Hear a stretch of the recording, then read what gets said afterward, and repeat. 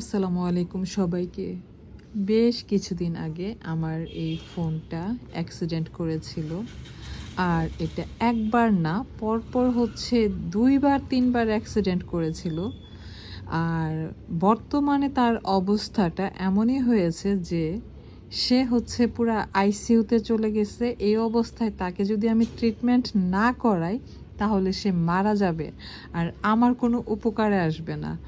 তো যাই হোক, আমার মতো একজন অলস মানুষ আজকে তাকে ট্রিটমেন্টের জন্য নিয়ে গেলাম একটা হসপিটালে।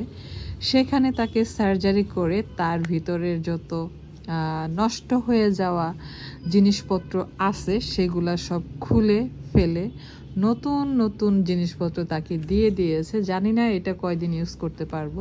তার জন্য আবার ১০০ টাকা দিয়ে হচ্ছে একটা ব্যাক কাভারও কিনেছি, যাতে সে পরবর্তীতে অ্যাক্সিডেন্ট করার আগে একটু হলেও প্রোটেক্ট করে।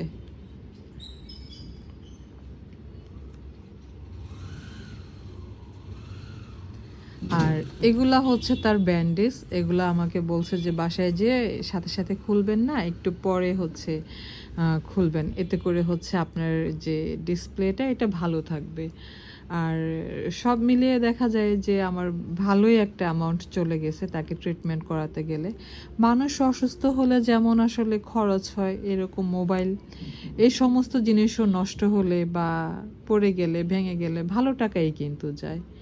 যাই হোক, আমি খুব অলস মানুষ। আমি চেয়েছিলাম যে এইটাকে দিয়ে আমি ২০২৫ সালটা পার করব, কিন্তু না, দেখেন পার আর করতে পারলাম না। এটা আবার পড়ে গেছে।